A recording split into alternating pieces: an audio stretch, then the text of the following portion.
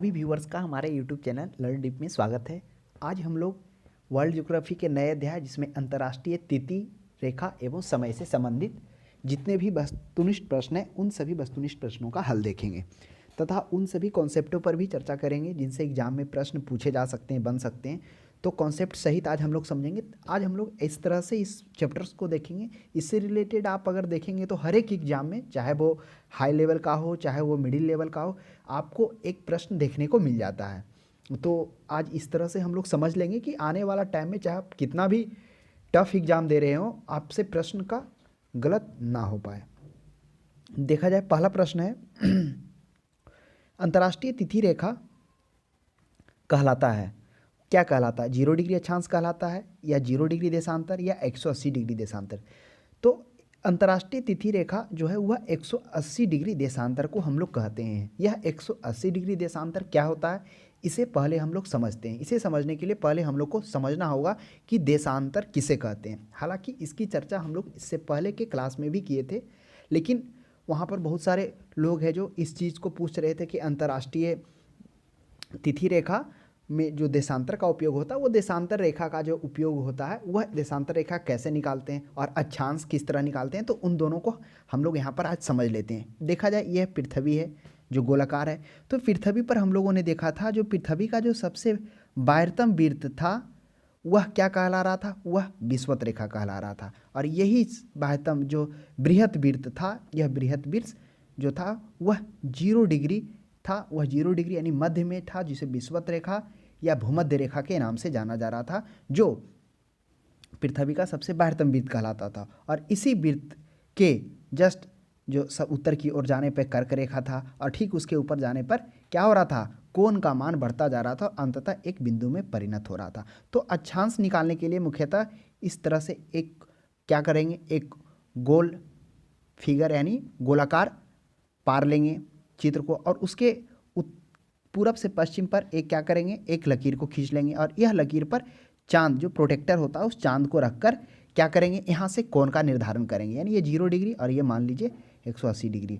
तो इस तरह से एक सरल रेखा खींच लेंगे और इस सरल रेखा पर चांद को रखेंगे, बीच में केंद्र मान लेंगे। और ठीक जिस प्रकार से क्या होगा, यहाँ पे मान लेते हैं 10 डिग्री, 20 डिग्री, 30 डिग्री, 40 डिग्री, 50 और लास्ट में अंततः यहाँ पर 90 डिग्री होगा। तो इस तरह से दोनों साइड से जो क्या होगा, कोण जो सर्किल को काटेगा बिंदु, वह कोण जिस प्रकार से वह क्या कहलाएगा, वह अक्षांश कराएगा, जो क्या होगा वह क्षैतिज होगा और समानांतर होगा किसका, सबसे बृहत वृत्त, वह बृहत वृत्त विषुवत रेखा के, चाहे उत्तर भाग हो या दक्षिणी भाग हो, वह अक्षांश कहलाता है। और देशांतर क्या होता है, देशांतर जस्ट लाइक पृथ्वी गोलाकार है, तो पहले हम क्या करेंगे, गोलाकार रखेंगे और उत्तर से दक्षिण एक सरल रेखा को ये 0 से 180 डिग्री मानेंगे और इस सरल रेखा पर चांद को रखेंगे और इस चांद को रखकर बीच को केंद्र मान लेंगे और इस तरह से चांद को रखेंगे ताकि वो क्या करे, वह उस रेखा पर चांद आ जाए, या 0 डिग्री 180 डिग्री एक केंद्र हो गया। यहाँ पर रखेंगे ठीक इसके पूरब की ओर, यानी आपके दाएं ओर पूरब भाग, तो इस पूरब भाग पर इस तरह से चांद को रखेंगे और आपके बाएं भाग पश्चिम भाग कहलाएगा, क्योंकि आपको मालूम होगा ना, ऊपर उत्तर, नीचे दक्षिण और दाएं भाग पूरब और बाएं भाग पश्चिम। तो इस पूरब भाग पर 45 डिग्री इस तरह चांद रखेंगे, 45 डिग्री पूर्वी और भी क्या करेंगे, सर्किल पर बिंदु स्थापित कट करेंगे और क्या करेंगे, पूरब साइड हो गया यानी दाहिने साइड और बाएं साइड भी 45 डिग्री पर क्या करेंगे, इस तरह से एक बिंदु को आरोपित करेंगे, वहाँ पे कट करेंगे। तो इस तरह से आप जितना भी, ठीक 45 ही नहीं, हम तो एग्जाम्पल लिए, 45 हो गया, 60 हो गया, 10 हो गया, 20 हो गया, और यह जो केंद्र होगा जिसको आप केंद्र माने हैं, यह विषुवत वृत्त, इसको आपको मानना होगा, यानी विषुवत वृत्त सॉरी ध्रुव मानना होगा, उत्तरी ध्रुव। और यही जो उत्तरी ध्रुव को क्या करना होगा, जो हम लोगों ने यहाँ पर केंद्र माना था, यह उत्तरी ध्रुव को मानना होगा, यानी उत्तरी ध्रुव पर ठीक यही परिस्थिति बनता है। तो उत्तरी ध्रुव पर यहाँ पर बनेगा। तो इस तरह से यह उत्तरी और दक्षिणी रेखा को मिलाने वाली जो है वह क्या कहलाती है, देशांतर कहलाती है। यानी उत्तरी रेखा, उत्तर और दक्षिण को मिलाने वाली रेखा जो उत्तरी ध्रुव और दक्षिणी ध्रुव को मिलाती है, वह क्या कहलाती है, देशांतर कहलाती है। तो हम लोगों ने समझ लिया कि किस प्रकार से देशांतर होता है, देशांतर में कितना होता है 360 देशांतर बनता है। कैसे 360 बनता है? क्योंकि जस्ट लाइक हमने यहाँ पर क्या माना, रेखा माना, तो अब जो कोण का निर्धारण होगा वो चारों तरफ होगा, इधर भी बनेगा, इधर भी बनेगा 90 डिग्री, फिर इधर इधर इधर, यानी 180 इधर भी 180 इधर भी बनेगा। और यह जो वृत्त था क्या कहलाता था, इसको हम उत्तरी ध्रुव मानकर इस तरह से हम लोग यहाँ पर समझें, यह उत्तरी ध्रुव। और यही बिंदु जब यहाँ पर आ जाएगा तो इसके चारों तरफ क्या होगा, अब यही उत्तरी ध्रुव को जिस तरह से हम लोगों ने सर्किल पर देख लिया, उत्तरी ध्रुव यहाँ पर आ जाएगा तो इसकी चारों तरफ वह उत्तर से दक्षिण रेखा के द्वारा वह मिलेगा, उत्तरी ध्रुव और दक्षिणी ध्रुव जो देशांतर। तो ठीक इसके बीचों बीच जो होगा वह 0 डिग्री देशांतर कहलाएगा। और यही 0 डिग्री देशांतर को हम लोग ग्रीनविच रेखा कहते हैं। क्यों? क्योंकि यह जो 0 डिग्री देशांतर होता है, तो आप इस बात को समझ में आ गया हो कि किस तरह से 180 बना, तो 0 भी बनेगा 180 भी बनेगा, इसके ठीक इसके पीछे भाग में 180 डिग्री बनेगा। तो जो 0 डिग्री देशांतर होता है वह लंदन एक जगह है, इंग्लैंड का राजधानी लंदन है, उसी में एक स्थित जगह है ग्रीनविच, वहीं से 0 डिग्री, ये जो 0 डिग्री है वह वहाँ से गुजरता है। इसलिए इस 0 डिग्री देशांतर को ग्रीनविच रेखा भी कहते हैं, या फिर इसको प्रधान यामोत्तर रेखा भी कहते हैं, मानक देशांतर भी कहते हैं। और ठीक इसी के जब आप पीछे चले जाएंगे तो क्या हो जाएगा, वह हो जाएगा 180 डिग्री। तो उस 180 डिग्री, क्योंकि 0 डिग्री है तो इसके ठीक पीछे भाग में 180 डिग्री बनेगा, और उस 180 डिग्री देशांतर को हम लोग अंतर्राष्ट्रीय तिथि रेखा कहते हैं। इसलिए अंतर्राष्ट्रीय तिथि रेखा कहते हैं क्योंकि ग्लोब पर 180 डिग्री देशांतर के लगभग समानांतर स्थलखंडों को छोड़ते हुए निर्धारित की गई एक काल्पनिक रेखा। यानी जो इस तरह से पृथ्वी है ना, ये तो आपका हो गया 0 डिग्री आगे हो गया, ठीक इसके 0 डिग्री को ग्रीनविच रखें, ठीक इसके जस्ट पीछे भाग, यानी आप अगर कहेंगे तो ग्रीनविच रेखा के दाएं ओर पूरब हो जाएगा और बाएं ओर पश्चिम हो जाएगा। लेकिन ठीक यही आप ग्रीनविच रेखा, यानी आप ग्रीनविच रेखा के से होते हुए 180 डिग्री देशांतर पर जाते हैं, तब उस 180 डिग्री देशांतर क्या होगा, उस 180 डिग्री देशांतर अपोजिट हो जाएगा, यानी अपोजिट हो जाएगा, यानी दाएं तरफ क्या हो जाएगा, इसके दाएं तरफ पश्चिम हो जाएगा और बाएं तरफ पूरब हो जाएगा। तो अंतर सिर्फ यही है।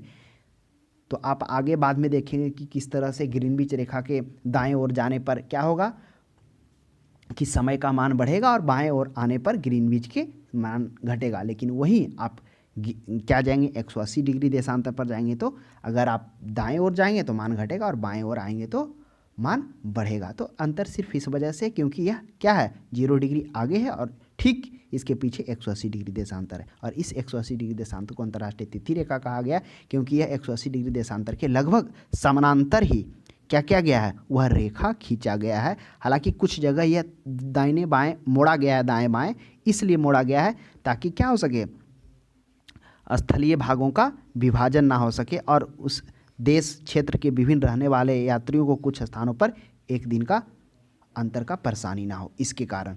तो क्या है अंतर्राष्ट्रीय तिथि रेखा, हम लोगों ने समझ लिया कि अंतर्राष्ट्रीय तिथि रेखा जो ग्लोब पर 180 डिग्री देशांतर के जो ग्लोब पर निर्मित 180 डिग्री देशांतर, ये 180 डिग्री देशांतर है, तो इसी के लगभग समानांतर खींची गई रेखा जो स्थल खंड को छोड़ते हुए, आप देखेंगे बाद में कि 45 डिग्री अक्षांश पर वह पूरब की ओर मुड़ गया है। फिर आप देखेंगे कि साइबेरिया अलास्का को अलग करते हुए, फिर एल्यूसियन द्वीप को अलग करते हुए, फिर फिजी न्यूजीलैंड को एक तरफ करते हुए पूरब पश्चिम की ओर मुड़ते हुए वह 8 विभिन्न स्थानों पर मुड़कर वो एक बिंदु से दूसरे बिंदु तक पहुंचा है, तो वो अंतर्राष्ट्रीय तिथि रेखा कहलाते हैं। तो यह क्या हो जाएगा, 180 डिग्री देशांतर है। क्या 180 डिग्री देशांतर ही अंतर्राष्ट्रीय तिथि रेखा? नहीं, इस 180 डिग्री देशांतर के लगभग समानांतर उस रेखा को खींचा गया है, इसलिए 180 डिग्री देशांतर को अंतर्राष्ट्रीय तिथि रेखा भी कहा जाता है। नेक्स्ट 2 में देखिए, अंतर्राष्ट्रीय तिथि रेखा का निर्धारण किस वर्ष किया गया था?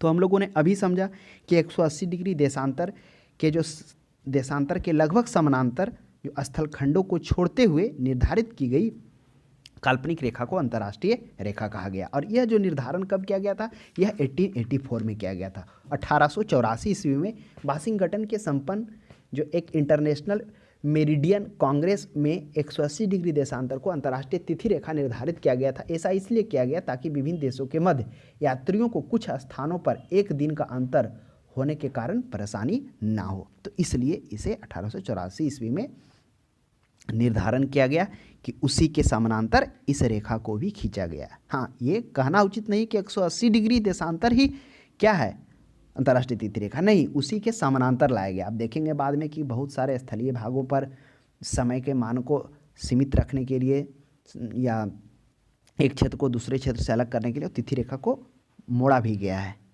नेक्स्ट प्रश्न 3 में देखिए, अंतर्राष्ट्रीय तिथि रेखा को की स्थिति निम्न में से किससे निकटतम है। अब देखिए करा किससे आ गया प्रश्न कि अंतर्राष्ट्रीय तिथि रेखा की स्थिति किससे निकटतम है। तो अभी हम लोगों ने देखा कि पृथ्वी पर निर्मित जो है उत्तर से दक्षिण दिशा की ओर उत्तरी ध्रुव और दक्षिणी ध्रुव को जोड़ने वाली रेखा को क्या कर रहे थे, देशांतर कर रहे थे। तो किस तरह से हम लोगों ने जाना कि जो देशांतर की जो संख्या होती है वह 360 देशांतर होता है। कैसे, जिस तरह से हम लोगों ने देखा एक सरल रेखा उत्तर से दक्षिण की ओर पारा जो 0 डिग्री 180 डिग्री और उस केंद्र को उत्तरी ध्रुव माना और उस उत्तरी ध्रुव पर मानकर चांद को रखा, दोनों तरफ क्या किया, कोण का निर्धारण किया और इस कोण के निर्धारण से पता चला कि 180 डिग्री पूर्वी गोलार्ध में और 180 डिग्री पश्चिमी गोलार्ध में, इस तरह से 360 क्या हो गया, लकीर यानी 360 डिग्री कोण वहाँ पर बन रहा है, यानी 360 रेखाएं देशांतर के रूप में वो निकल रही। और यही उत्तरी ध्रुव को जब आप कहाँ पर देखेंगे, इस जो केंद्र है जब इसको ध्रुव पर रखेंगे तो क्या हो जाएगा, ध्रुव पर रखेंगे तो जो आकृति बनेगा वह इस तरह से चारों तरफ देखने को मिलेगा, जो बीच से 0 डिग्री और ठीक बीचों बीच उसी के जस्ट पीछे भाग 180 डिग्री देशांतर कहलाएगा। तो वह क्या हो जाएगा, अब देखिए ऑप्शन में 180 डिग्री पूर्वी और पश्चिमी देशांतर, तो वह हो जाएगा 180 डिग्री पूर्वी और पश्चिमी। अब आपके माइंड में उठाओ कि 180 डिग्री को पूर्वी और पश्चिमी क्यों कहा गया है। तो चूंकि पूर्वी और पश्चिमी इसलिए कहा गया है कि आप अगर क्या करेंगे, ग्रीनविच रेखा यानी 0 डिग्री देशांतर से पूरब की ओर भी जाएंगे तो आप क्या करेंगे, 180 डिग्री देशांतर तक जा सकते हैं। पश्चिम की तरफ, पूरब की तरफ भी जाएंगे तो 180 डिग्री देशांतर और पश्चिम की तरफ से भी जाएंगे तो वह 180 डिग्री देशांतर आएगा। तो यानी दोनों तरफ से जाने पर वह 180 डिग्री पूर्वी पश्चिमी देशांतर वह आएगा, या पूरब की तरफ से जाइए या फिर पश्चिम की तरफ से जाइए। तो इसलिए इसे 180 डिग्री पूर्वी पश्चिमी देशांतर इस प्रश्न का सही जवाब है।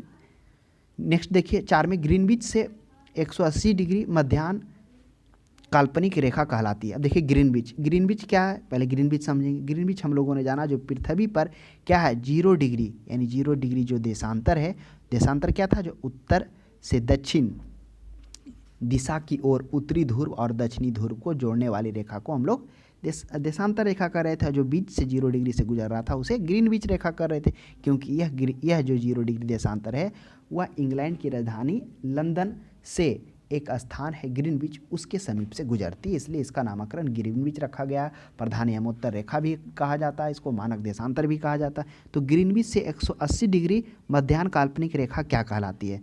तो ग्रीनविच से 180 डिग्री मध्याह्न काल्पनिक रेखा को अंतर्राष्ट्रीय तिथि रेखा भी कहते हैं। इसलिए कहते हैं क्योंकि 180 डिग्री जो देशांतर है उसी के लगभग समानांतर क्या किया गया है, एक रेखा का निर्धारण किया गया, काल्पनिक रेखा का। हाँ, वो कुछ स्थानों पर क्या हो गई है, मुड़ने को देखा गया है कि जहाँ पे वो मुड़ती है, तो इसलिए मोड़ा गया है ताकि क्या हो सके, जो विभिन्न देशों के लोग हैं, विभिन्न स्थलीय भागों का विभाजन ना हो सके और लोगों को तिथियों के बारे में भ्रम ना हो। तो वो आगे देखेंगे किस तरह से अंतर्राष्ट्रीय तिथि रेखा 8 जगहों पर वो मुड़ी है। हल्का हल्का थोड़ा कभी पूरब की ओर देखने को मिलेगा, कभी पश्चिम की ओर। तो स्टार्ट कहाँ से हो रहा है, स्टार्ट आप देखेंगे साइबेरिया और अलास्का से अलग होते हुए वहाँ से पूरब की ओर मुड़ा है। तो आगे चर्चा करेंगे हम लोग उसकी। नेक्स्ट देखिए 5 में कह रहा है, दूसरी यामोत्तर रेखाओं के विपरीत अंतर्राष्ट्रीय दिनांक रेखा टेढ़ी मेढ़ी बनाई जाती है ताकि, देखिए आगे प्रश्न कह रहा है कि दूसरी यामोत्तर रेखाओं के विपरीत जितने भी यामोत्तर रेखाएं यानी देशांतर रेखाएं हैं, देशांतर को यामोत्तर कहते हैं, तो कह रहा कि देशांतर रेखाएं तो एक क्या है, टेढ़ी मेढ़ी नहीं है, वह उत्तर से दक्षिण दिशा की ओर उत्तरी ध्रुव और दक्षिणी ध्रुव को जोड़ रही है, उसी को हम लोग देशांतर रेखा कह रहे हैं। लेकिन इसके विपरीत जो अंतर्राष्ट्रीय तिथि रेखा है वह टेढ़ी मेढ़ी बनाई गई है। तो ऐसा क्यों बनाया गया है टेढ़ा मेढ़ा, तो आइए पहले इसको हम लोग थोड़ा सा फिगर यहाँ पे देख लेते हैं कि क्या इसका फिगर है। आप देखिए सबसे ऊपरी भाग में साइबेरिया और अलास्का है जहाँ पर मुड़ गई है पूरब की ओर। सबसे नीचे भाग देखेंगे फिजी द्वीप समूह और न्यूजीलैंड द्वीप समूह में किस तरह से वो क्या हो गई है, पश्चिम की ओर मुड़ गई है। तो इस तरह से वो 8 स्थानों पे टेढ़ी मेढ़ी बनाएगी। तो ऐसा इसलिए किया गया है ताकि क्या हो सके, स्थलीय भागों का विभाजन ना हो और लोगों को तिथियों के बारे में भ्रमण ना हो। देखिए पहला ऑप्शन है, कुछ भूमि क्षेत्रों द्वारा द्वीप समूह को उसी कैलेंडर दिवस में रखा जा सके। यह भी सही बात है कि कुछ भूमि क्षेत्र एवं द्वीप समूह को उसी कैलेंडर दिवस में रखा जाए। जैसे सबसे ऊपर देखा जाए कि जो 75 डिग्री अक्षांश है, जो 75 डिग्री अक्षांश उत्तरी अक्षांश में यह क्या हो गया है, यहाँ पर देखेंगे इस तरह से आया है, तो 75 डिग्री पूर्वी अक्षांश में वह पूरब की ओर मुड़ गया है, ताकि क्या हो सके, रूस साइबेरिया को विभाजित होने से बचा सके, और साइबेरिया को, इधर साइबेरिया हो गया और इधर अलास्का हो गया, ये साइबेरिया अलास्का, इसको विभाजित होने से बचा सके। तो पहला जो प्रश्न है सही है कि कुछ भूमि क्षेत्रों में वो द्वीप समूह को कैलेंडर दिवस में, एक ही कैलेंडर दिवस में रखा जाए। अगर इसको सामने ले आया था तो बताइए वही साइबेरिया क्षेत्र क्या हो जाता, दो दो उसमें आ जाता दिनांक, तो इससे बचने के लिए वो क्या हो गया, मुड़ गया यहाँ पे। फिर बाद में आप देखेंगे कि बेरिंग सागर और अपलेशियन द्वीप है, वही एल्यूसियन द्वीप है, वहाँ पर भी क्या हो गया, वह अंतर्राष्ट्रीय तिथि रेखा विचलित हो गया, यहाँ पर भी क्या हो गया, यह पश्चिम की ओर मुड़ गया है। तो ऑप्शन नंबर ए सही। नाविकों के अपने घड़ी का समय समायोजित करने के लिए शुक्र बनाया जा सके, ऐसा भी नहीं है, नाविक के लिए ऐसा कुछ नहीं है। तीसरा है पूरब से पश्चिम दिशा में पूरब की ओर जल यात्रा करने वाले नाविक के कैलेंडर दिवस में समंजन करने के लिए, ऐसा भी नहीं। 180 डिग्री पूर्वी और 180 डिग्री पश्चिमी में सहवासानी बनाया जा सके, ऐसा भी नहीं। तो कौन सा सही है, सही है ऑप्शन नंबर 1 सही है। नेक्स्ट प्रश्न देखिए, तो आप ध्यान में रखिएगा कि अंतर्राष्ट्रीय तिथि रेखा है जो क्या किया गया है, उसको कुछ स्थानों पे मोड़ा गया है ताकि स्थलीय भागों का विभाजन ना हो सके, जिसमें से हम लोगों ने समझा 75 डिग्री अक्षांशों उत्तरी अक्षांश में क्या किया गया, साइबेरिया को अलास्का से अलग रखने के लिए वहाँ पे मोड़ा गया तथा साइबेरिया का विभाजन ना हो सके इसलिए। फिर बाद में बेरिंग जल संधि अंतर्राष्ट्रीय तिथि रेखा के समानांतर स्थित रखा गया है, जिसमें चुक्की सागर, बेरिंग जल संधि की प्रशांत महासागर से होकर गुजरती हुई नजर आएगी।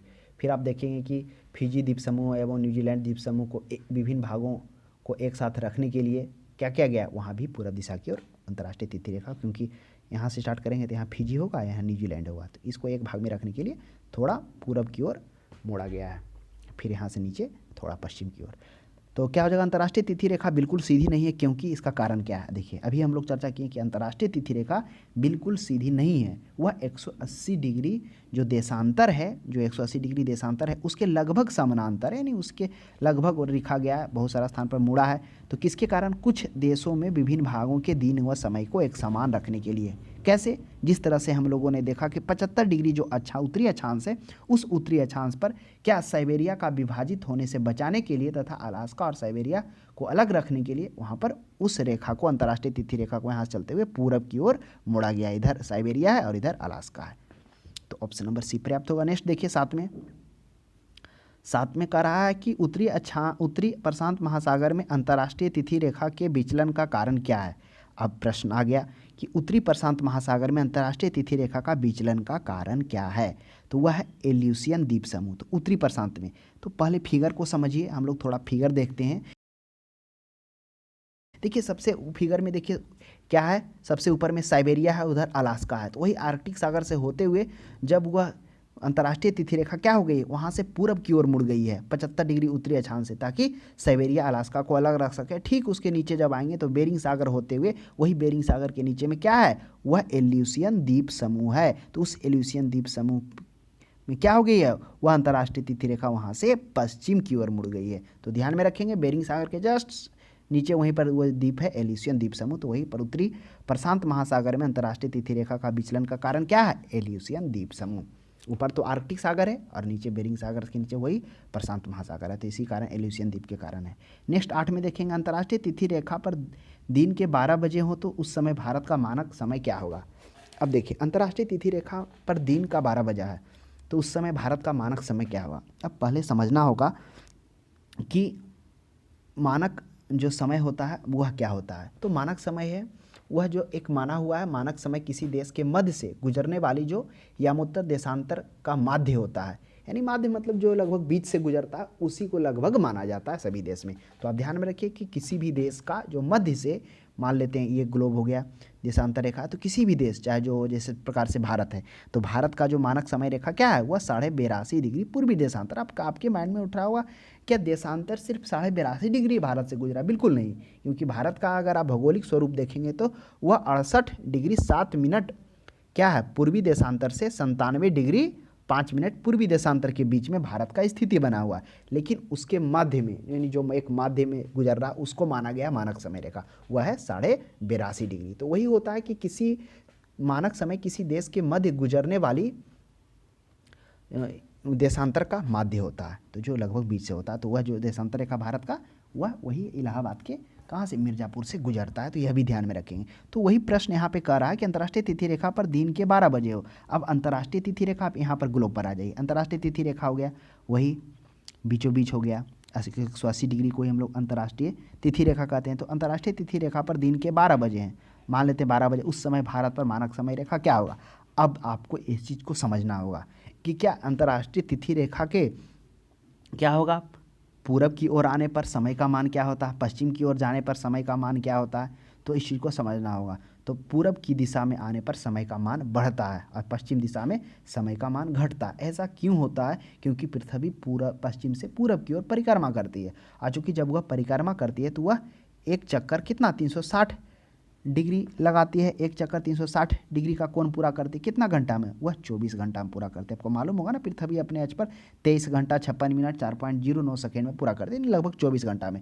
तो वह जो यहाँ पर एक चक्कर 360 यानी जो 360 देशांतर भी 360 है पृथ्वी पर, तो वह 360 देशांतर जो ऊपर से यहाँ देशांतर बन रहा है 1 डिग्री 2 डिग्री 3 डिग्री 5 डिग्री, पूरा जो 360 देशांतर हो रहा है, तो उस देशांतर को 360 देशांतर को पार करने में पृथ्वी कितना घंटा ले रहा है, 24 घंटा लगभग ले रहा है। तो एक देशांतर को वो पार करने में कितना लेगा, तो 24 से भागा दीजिए 360 में तो हो जाएगा, यानी 15 डिग्री देशांतर को पार करने में वह 1 घंटा लेगा। कौन, पृथ्वी। तो आप ये ध्यान रखिए कि 15 डिग्री देशांतर को पार करने में कितना ले रहा है, वो समय ले रहा है पृथ्वी, 1 घंटा ले रहा है। तो वही हो जाएगा। अब 1 घंटा ले रहा है यानी 15 डिग्री देशांतर को पार करने में 60 मिनट, तो 1 डिग्री देशांतर को पार करने में वह 4 मिनट का समय ले रहा है। तो ये बात तो स्पष्ट हो गया कि पृथ्वी एक देशांतर को जब पार कर रहा है तो उसमें समय का मान 4 डिग्री हो रहा है। अब आपको यह ध्यान में रखना है, क्या अंतर्राष्ट्रीय तिथि रेखा के बाएं ओर जाने पर क्या होगा, 4 डिग्री मान बढ़ेगा या घटेगा। तो आप ये बात ध्यान रखिए, चूंकि पृथ्वी पश्चिम से पूरब की ओर परिक्रमा करती है, इसलिए पूरब की ओर जाने पर समय का मान बढ़ेगा। इसलिए सूर्योदय भी पूरब में होता है, वो परिक्रमा के कारण सूर्य की शुरुआत तो पश्चिम से पूरब होता है। तो इस तरह से अंतर्राष्ट्रीय तिथि रेखा या ग्रीनविच रेखा कोई भी हो गया, आप उसके पूरब की ओर जब जाएंगे तो वहाँ पर दिन का क्या होगा, समय का मान बढ़ेगा। तो भारत क्या है, अंतर्राष्ट्रीय तिथि रेखा से पूरब की ओर में है, तो पूरब की ओर जब में जाएंगे तो मान बढ़ेगा। तो अब बताइए, यहाँ पर 12 बजा है और भारत का मानक समय क्या है, तो वह 82.5 डिग्री पूर्वी देशांतर है। तो 82.5 डिग्री का क्या कर लीजिए, एक देशांतर में कितना मिनट होता है, तो 4 मिनट होता है। क्योंकि अभी हम लोगों ने देखा कि एक देशांतर जब पार होता है तो वह 4 मिनट का समय लगता है, और इस तरह से वह 24 घंटा में 360 देशांतर को पूरा करता है। तो 82 गुने 4 हो गया, तो कितना हो गया, 82 गुने 4, तो आप कर देंगे तो इसको आप भागा 60 कर देंगे, तो 82.5 था ना। तो 82.5 आप मान लीजिए, 82.5 कहने का मतलब आधा हो गया। तो एक देशांतर को पार करने में तो 4 हो रहा, 2 मिनट इधर हो जाएगा। तो टोटल कितना हो गया, 82.5 को पार करने में हो गया 82 गुने 4 हो गया। तो आप भागा देंगे तो 5 घंटा, यानी 5.5 घंटा आ जाएगा। तो आप इसी को ध्यान में रखिए, 82.5 डिग्री देशांतर इधर हो गया, और ये आधा 82.5 हो गया इंटू 4 हो गया और बटे 60 हो गया। तो कितना हो जाएगा, 5.5 घंटा आ जाएगा। तो वो क्या हो जाएगा, अब बताइए 5.5 घंटा भारत का समय। अब बताइए क्या होगा, 5.5 घंटा सुबह होगा कि शाम होगा। तो स्वाभाविक सी बात है कि वह अंतर्राष्ट्रीय तिथि रेखा के भारत पूरब की ओर है, तो जिसके कारण समय का मान बढ़ेगा। तो दोपहर है तो शाम होगा, मान बढ़ेगा तो 5.5 घंटा शाम हो जाएगा। ऐसा नहीं कि सुबह मार दीजिए, सुबह मने हो गया घट गया समय। तो घटेगा कब, जब अंतर्राष्ट्रीय तिथि रेखा के दाहिने ओर, अंतर्राष्ट्रीय तिथि रेखा के दाहिने ओर बोल रहे हैं, ग्रीनविच का बाएं, तो अंतर्राष्ट्रीय तिथि रेखा का पश्चिम की ओर जाने पर समय का मान घटेगा। कैसे घटेगा, पर देशांतर जैसे जैसे आप आगे या पीछे जाएंगे उसमें 4 डिग्री का कमी या बढ़ोतरी देखने को मिलेगा। नेक्स्ट प्रश्नों में देखिए, पृथ्वी को कितने समय कटिबंधों में बांटा गया। अब इस प्रश्न का जो कनेक्शन है वह कहाँ से अभी है, जिससे हम लोगों ने समझा कि किस तरह से पृथ्वी 360 देशांतर को 24 घंटा में पूरा करता है, और 1 घंटा में वह 15 देशांतर यानी 15 डिग्री देशांतर को वो क्या करता है, पार करता है। तो कह रहा उस तरह से 15 देशांतर की तरह से भारत को कितने कटिबंधों में बांटा गया है, तो 24 कटिबंधों में बांटा गया है। अब देखिए 15 देशांतर को पार करने में 1 घंटा, तो इसी तरह से उसको कितना देशांतर पार करना है, 360 देशांतर पार करना है। तो 360 देशांतर पार करने में उसको 24 कटिबंधों को पार करना पड़ेगा। यानी एक जोन को, मतलब 1 घंटे को, जो एक जोन है उसको 15 डिग्री देशांतर के बराबर प्रत्येक जोन में को बराबर बराबर भागों में बांटा गया है, यानी 1 घंटे में 1 जोन। तो इस प्रश्न का सही जवाब हो जाएगा 24। कैसे 24 निकला? क्योंकि हम लोगों ने देखा कि 1 घंटा में वह 15 डिग्री देशांतर को पार कर रहा है, इस तरह से वो क्या करेगा, 12 घंटा में 180 डिग्री देशांतर पार करेगा और 360 देशांतर वह 24 घंटा में, इस तरह से 24 कटिबंधों में उसको बांटा गया है और एक प्रत्येक जोन में 15 डिग्री देशांतर के बराबर रखा गया है। नेक्स्ट प्रश्न देखिएगा 10 में, भारत का प्रमाणिक मानक समय किस देशांतर से लिया गया है? तो भारत का प्रमाणिक मानक समय वह लिया गया 82.5 डिग्री पूर्वी देशांतर से। तो क्या हो जाएगा? ऑप्शन नंबर सी हो जाएगा। तो हम लोगों ने अभी जाना, क्या भारत में सिर्फ 82.5 डिग्री ही देशांतर रेखा गुजरता है? बिल्कुल नहीं। हम लोगों ने देखा कि जो भारत का भौगोलिक स्थिति है वह 68 डिग्री 7 मिनट पूर्वी देशांतर से 97 डिग्री 5 मिनट पूर्वी देशांतरों के बीच इसका अवस्थित है। लेकिन क्या हम लोगों ने जाना कि मानक समय वह रेखा होता है जो किसी के मध्य से गुजरने वाली यमोत्तर रेखा का देशांतर का माध्य होता है, जो लगभग मध्य से गुजरता है। तो वह 82.5 डिग्री क्या है? पूर्वी देशांतर। ऑप्शन नंबर डी है 82.5 डिग्री पूर्वी देशांतर। नेक्स्ट प्रश्न देखिएगा 11 में, भारत का प्रमाणिक समय किस स्थान से निश्चित किया गया? तो अभी हम लोगों ने देखा जो भारत का प्रमाणिक समय वह क्या लिया गया? 82.5 डिग्री पूर्वी देशांतर। जो अभी हम लोगों ने जाना कि 82.5 डिग्री 82.5 गुने 4/60 किए तो कितना घंटा आगे आ गया? वह आ गया 5 घंटा आगे आ गया। अब 4 से क्यों किए? क्योंकि एक देशांतर में 4 मिनट का समय हो रहा है, तो उस तरह से वह उसको 82 देशांतर पार करना है, फिर आधा देशांतर पार करना है, तो वह क्या हो जाएगा? वह 5.5 घंटा। यह जो रेखा कहाँ से गुजरती है? यह इलाहाबाद से मिर्ज़ापुर से होकर गुजरती है। तो यह बात ध्यान में रखिएगा। ऐसा नहीं कि मतलब देखिए और एक प्रश्न ऑप्शन में नैनी भी देता कभी कभी, तो वो नैनी अलग चीज़ है, वो आप देखेंगे बाद में कि वो ऐसा स्थान है नैनी जहाँ पर क्या है कि मानक रेखा और स्थानीय मानक रेखा दोनों समान देखने को मिलता है। आगे हम लोग देखेंगे कि स्थानीय मानक समय क्या होता है। नेक्स्ट देखिए 12 में, ग्रीनविच माध्य GMT जिसको बोलते हैं ग्रीनविच मेडिटेरियन टाइम, यह जो भारतीय प्रमाण समय इंडियन स्टैंडर्ड टाइम है के बीच समय अंतराल कितना है? अब देखिए अभी हम लोगों ने क्या देखा? अभी हम लोगों ने देखा कि 180 डिग्री देशांतर, तो 0 डिग्री देशांतर और 180 डिग्री देशांतर दोनों उसी रेखा में होगा, ठीक उसके पीछे होगा 180 डिग्री देशांतर। तो ये 0 डिग्री देशांतर है और यह 0 डिग्री देशांतर को हम लोग ग्रीनविच रेखा भी कहते हैं, क्योंकि यह इंग्लैंड की राजधानी लंदन से होकर गुजरती है और लंदन में जो जगह है वह ग्रीनविच है, उसी से यह गुजरती, इसलिए इसका नामकरण जो है 0 डिग्री देशांतर को क्या कहा गया? ग्रीनविच रेखा गया, प्रधान यमोत्तर रेखा गया है, मध्याह्न रेखा कहा भी गया। तो ये अन्य नामों से जाना जाता है। तो ग्रीनविच तथा भारतीय समय, तो ग्रीनविच हो गया, तो भारतीय समय के बीच समय अंतराल कितना है? चूँकि भारत से जो गुजर रहा है समय अंतराल वह मानक समय कितना है? 82.5 डिग्री पूर्वी देशांतर। क्योंकि पूर्वी देशांतर 82.5 क्यों लिया गया? सभी देश का लगभग का निर्धारण इसी तरह से किया गया है कि जो भी उस देश के मध्य से गुजरने वाली यमोत्तर होता है, यमोत्तर का जो माध्य होता है उसी को रखा गया है। हाँ, कुछ कुछ देशों में वो अलग चीज़ है जिसमें आपको ज़्यादा देखने को मिलेगा। जैसे आप रूस में बात किया जाए तो उसमें 11 समय जोन है, अमेरिका में 6 है, तो वो कुछ अपवाद में आते हैं जहाँ से इतने मानक जो होते हैं वह रेखा गुजरते हैं। तो देख लीजिए तो क्या हो जाएगा? अब 82.5 डिग्री पूर्वी देशांतर है। अब आपके माइंड में उठ रहा होगा कि 82.5 डिग्री पूर्वी देशांतर को ही क्यों माना गया? ये भी हम लोगों ने समझा क्योंकि वह बीचों बीच से गुजर रहा है और जो मानक समय किसी भी देश का वो क्या हो गया, जो भी देश के मध्य से गुजरने वाली देशांतर का जो माध्य होता है वही होता है। तो 82.5, तो 82.5 को हम लोग क्या किए? कैलकुलेशन किए कि 82.5 में कितना मिनट वो क्या होगा पार करेगा, कितना समय वो तय करेगा इसमें 82.5 में। तो 82.5 गुने 4/60, तो कितना हो गया? ये हो गया। आप यहाँ से कर लिए, कैलकुलेशन कर लिए तो आ जाएगा क्या? 5.5 घंटा। तो वह क्या हो जाएगा? ऑप्शन नंबर बी हो जाएगा, 5.5 घंटा हो जाएगा।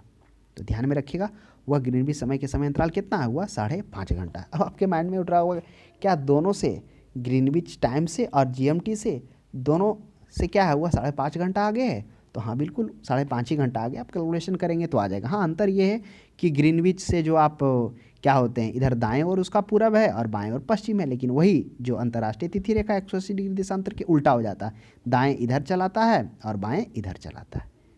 तो ये चीज़ आपको कभी कभी देखने को मिलेगा, ग्रीनविच के जब दाएं जाएंगे तो बढ़ेगा, वही ग्रीनविच के दाएं जाएंगे तो 180 डिग्री देशांतर के दाएं जाएंगे तो घटेगा। कारण ये होता है ना कि आप इस तरह से यहाँ पर हैं तो मानचित्र इधर पूरब हो गया और यही ग्रीनविच पीछे क्यों चलाता है, जिसके कारण आपका जो दायां है वो बायां में हो जाता है परिवर्तन।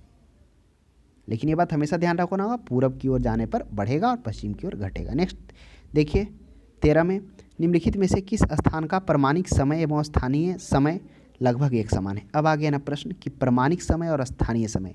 अब हम लोग समझेंगे कि प्रमाणिक समय क्या होता है और स्थानीय समय क्या होता है।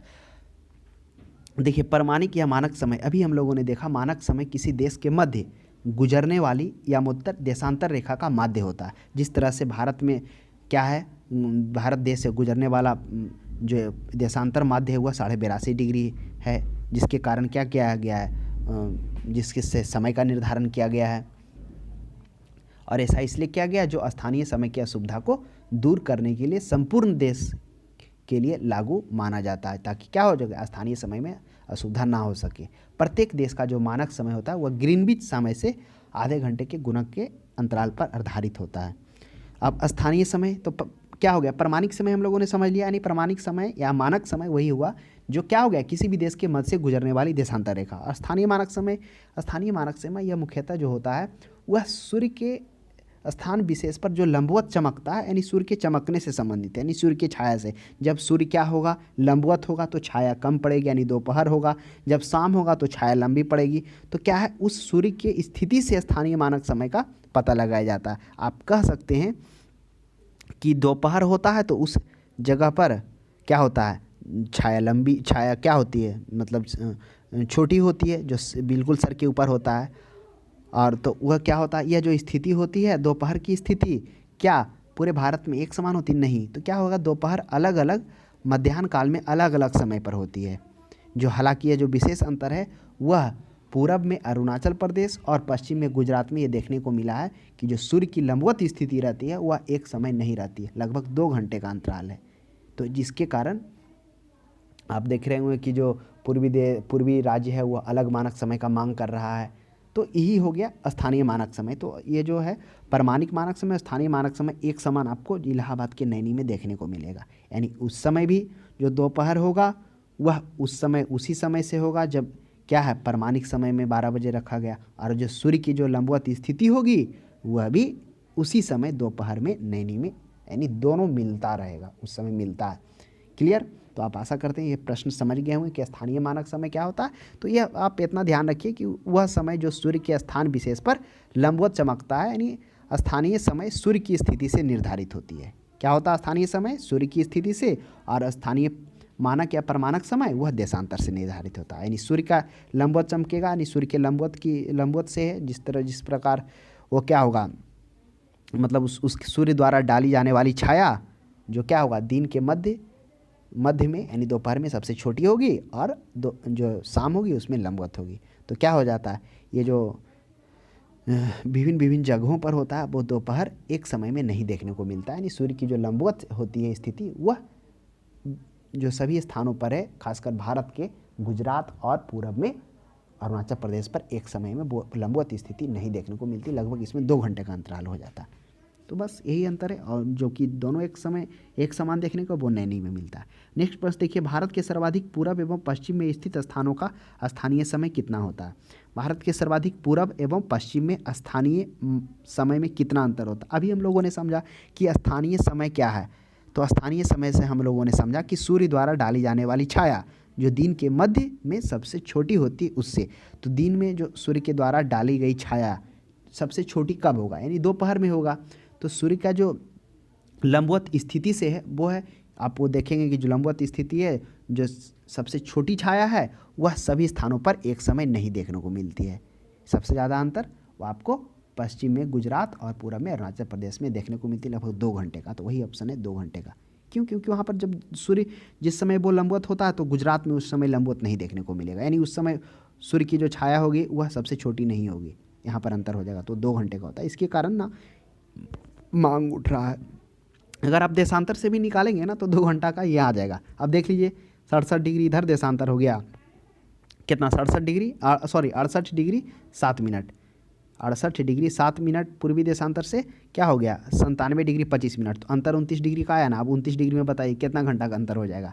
इस 29 डिग्री में भारत की स्थिति है तो दोनों छोर में तो 29 डिग्री देशांतर का अंतर आ रहा है, यानी 29 डिग्री यानी एक घंटे में 15 डिग्री देशांतर हो रहा था, एक जोन पार कर रहा था 15 डिग्री देशांतर को, तो 29 से तो लगभग 2 घंटा का तो आएगा ही, उससे भी और इससे भी। इसके कारण ये अंतर देखने को मिल रहा है। वास्तविक में भी वहाँ से भी आ जाता और स्थानीय समय। नेक्स्ट 15 में देखिए अंतर्राष्ट्रीय तिथि रेखा 180 डिग्री देशांतर से कितनी बार विचलित होती है। अब देखिए प्रश्न काफ़ी अच्छा प्रश्न है कि अंतर्राष्ट्रीय तिथि रेखा 180 डिग्री देशांतर से कितनी बार विचलित होती है।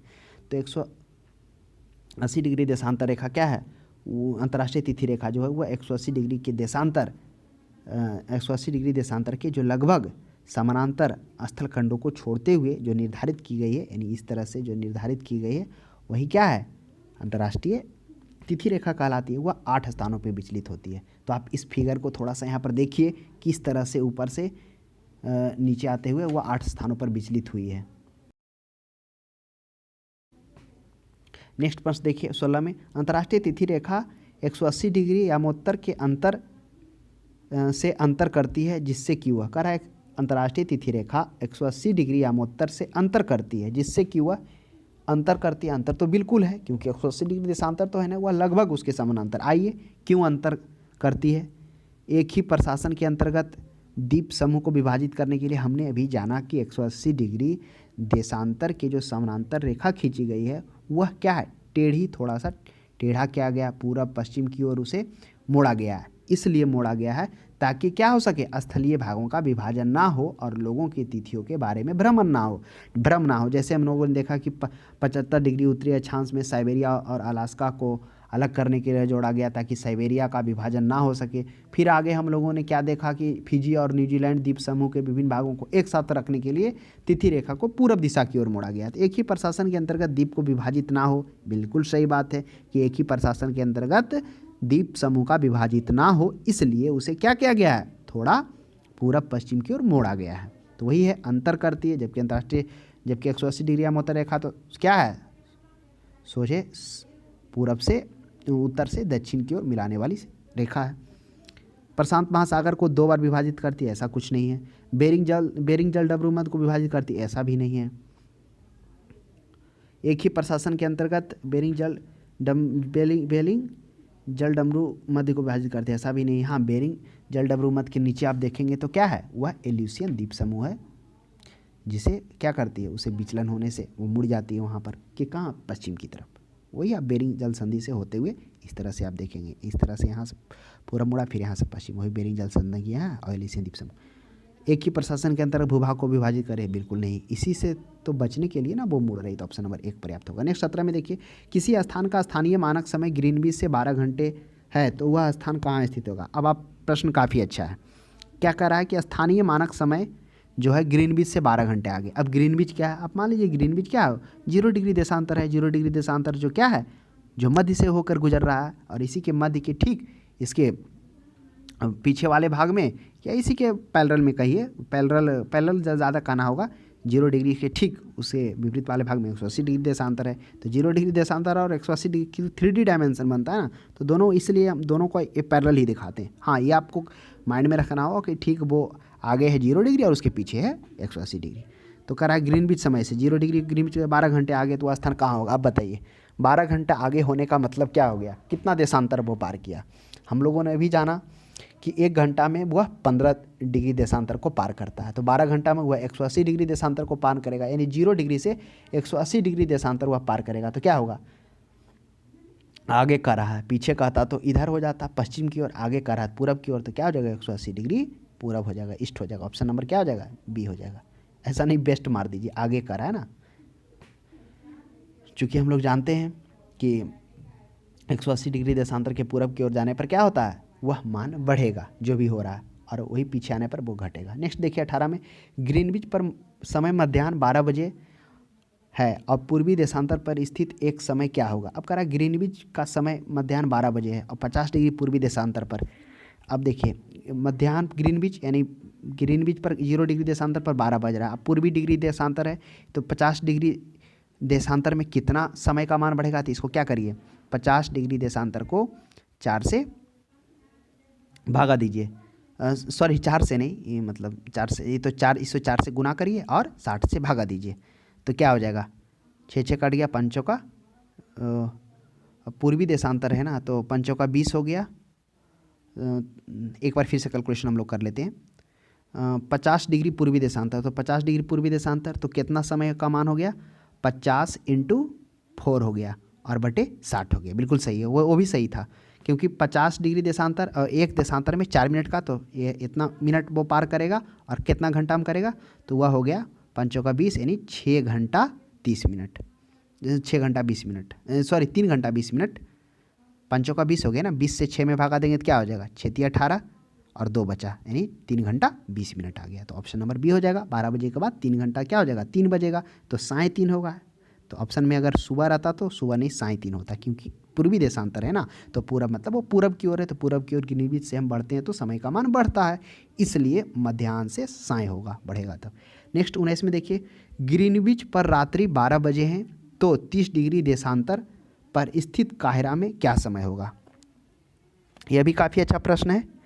अब कह रहा है 0 डिग्री देशांतर पर रात्रि के 12 बजे हैं तो 0 डिग्री देशांतर यानी वही ग्रीनविच पर 12 बजे हैं तो 30 डिग्री पूर्वी देशांतर। अब पहले 30 डिग्री में निकाल लीजिए कि वो कितना समय पार करेगा। 30 डिग्री अगर 30 डिग्री पूर्वी देशांतर में जाएगा तो वह कितना समय का मान वहाँ बढ़ेगा। तो 30 × 4, 4 क्यों किए इसलिए क्योंकि एक देशांतर में 4 मिनट का समय हो रहा होता तो 60 हो गया। तो क्या हो गया 30 × 60, यहाँ 2 हो गया 2 घंटा।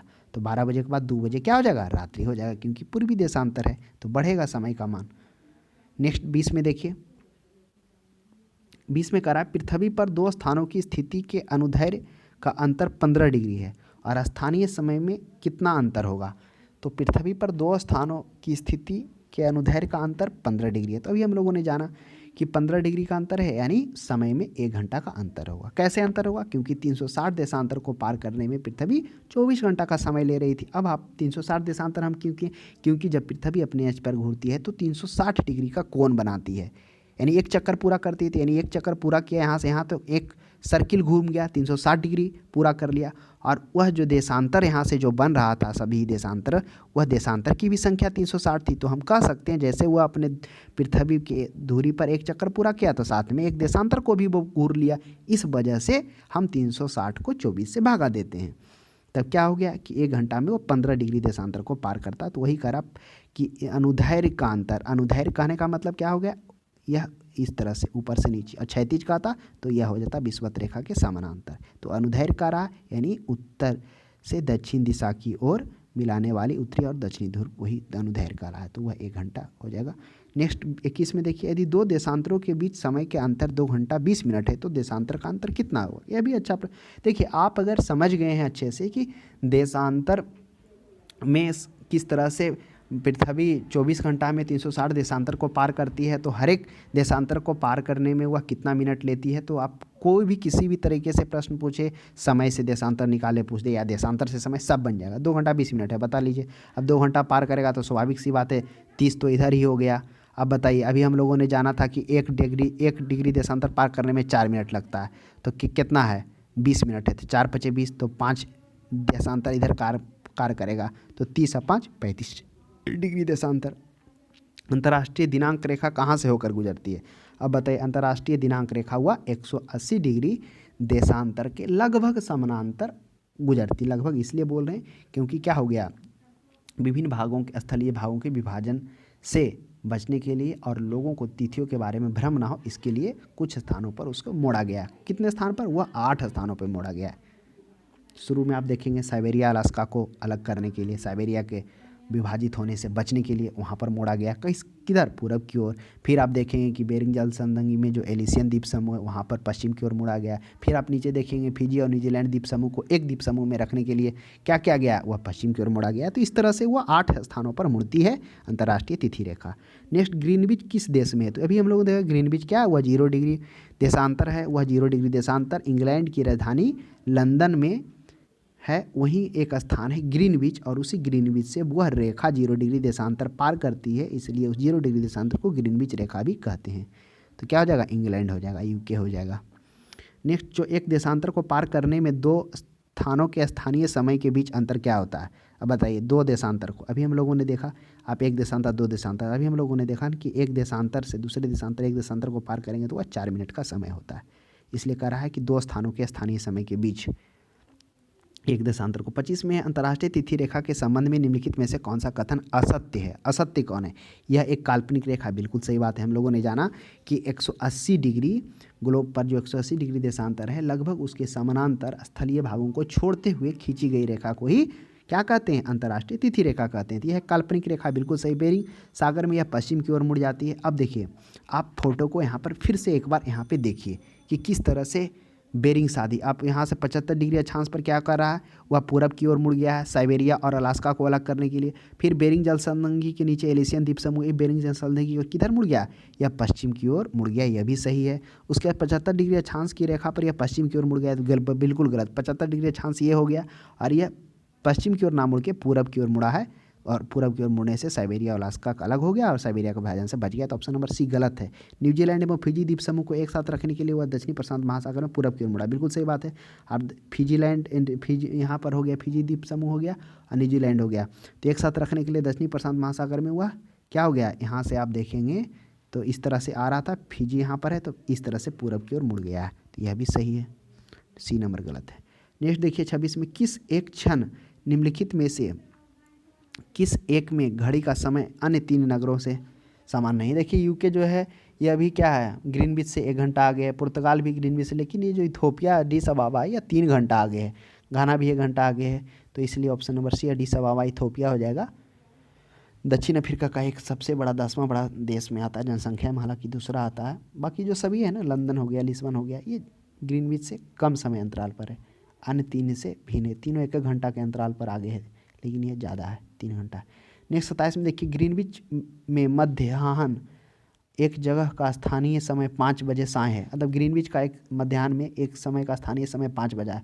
वह कौन सा यम उत्तर है जिस पर उपर्युक्त जगह अवस्थित है?